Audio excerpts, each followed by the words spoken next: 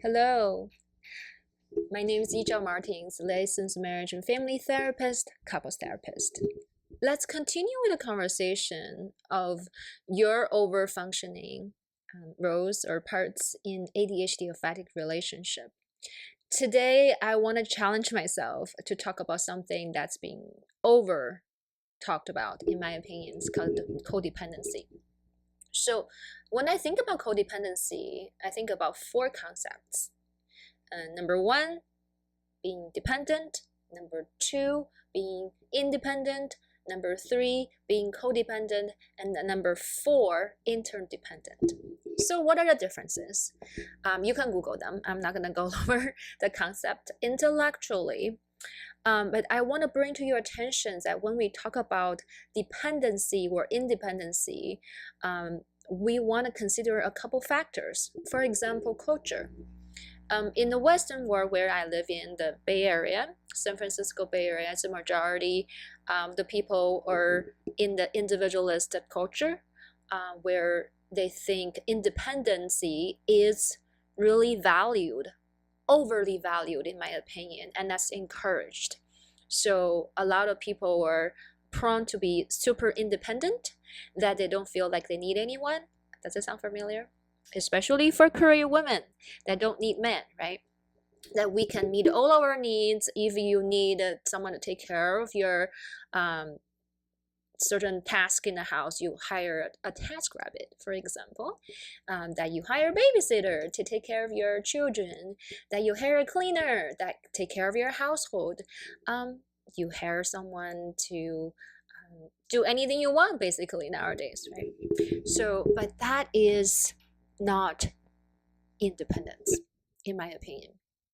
So for someone to be independent, that means you can fulfill a task without other people's assistance. So you have the capacity to do that. And it has nothing to do with willingness. It's the capacity. Can you fix everything in your household without hiring anybody? Can you plant your vegetables and your fruits without anybody? Like all the food that you're eating that's produced by you. And then while you're managing your professional life and your family life, that will be very difficult, right? So that means where nobody is independent. And also, besides culture, if you think about in communal cultures like where I'm from, Latino cultures, and also Asian culture, mostly communal culture, that the expectation of someone to have the capacity to fulfill a task independently is drastically different from individualist culture. For example, breastfeeding and weaning. I noticed in Latino culture, mother tend to wean their children much later in life, up to maybe 5 or 6, which is pretty normal. Even the children don't need breast milk anymore, and they can eat solid food with no problem. Mother would still like to continue the nursing process to provide comfort. And also give the children a better immune system in some way. But in other culture and more individual culture, they encourage children to be more independent than wean much earlier, so the mother can go back to the workforce. So that's a difference. As for what is your expectation for children to be weaning or potty trained, for example, it has a lot to do with the mother's role and mother's identity and mother's choices. Okay? There's no judgment. There's no right or wrong of doing that. But I just want to put that in your thought. As for when you think about independency, you want to consider culture. And you also want to consider neurodivergence. For example, I work with ADHD clients and understand someone with the ADHD brain, or more on the spectrum of the ADHD spectrum, their brain work differently from people more on this end of the ADHD spectrum. So that means their executive functioning is not as fully developed and may have delay compared to people on this spectrum. They are having more challenges in organization and prioritization, and getting self-initiated and motivated to do things, handle details, stuff like that. It's a delay. Let's just accept it. That's the reality. It is a delay in those capacities. So if you expect them to function the same age group, like people on this spectrum, on this end of the spectrum, it's not realistic, right? So do you call that there's a disability in certain ways? Yeah, you can say that, but or you can just say they are challenged and they have weakness in certain area, like the executive functioning area.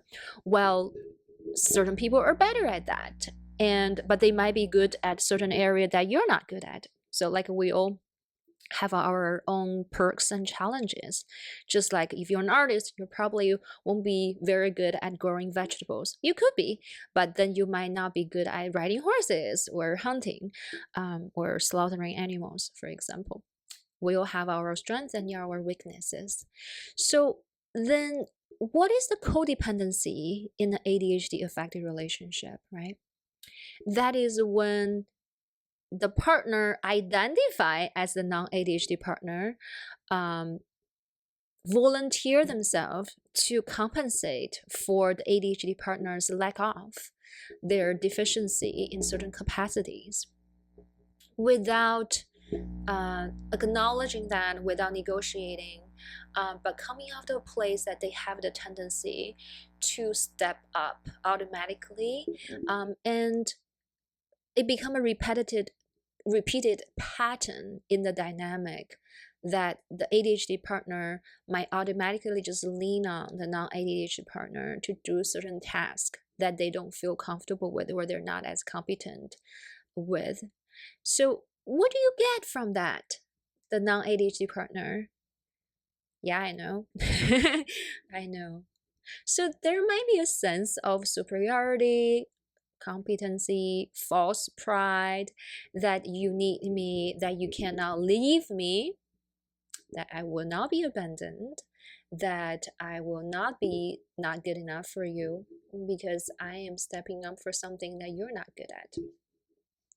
It doesn't have to be an ADHD affected relationship. It happens a lot in other kind of relationship, like the substance abuse impacted one partner, for example, or anything when there's a power dynamic and capacity differences, which is most of the relationship actually. But if you don't talk about it and you have a very rigid way of relating to each other, that one person overfunctions and do this all the time and start to get resentful, and there's such a rigidity in the relationship that you can't switch gears, then that become a problem, isn't it? So wait, so you're saying, I'm saying that we all need each other. We cannot live independently, super independent in any sense. But then we cannot be totally dependent on the other person either. That's codependent. So then what do you do? Good question. Let me give you a couple thoughts to inspire you. So I think the first thing is each of us need to know our strengths and weaknesses. A lot of weakness.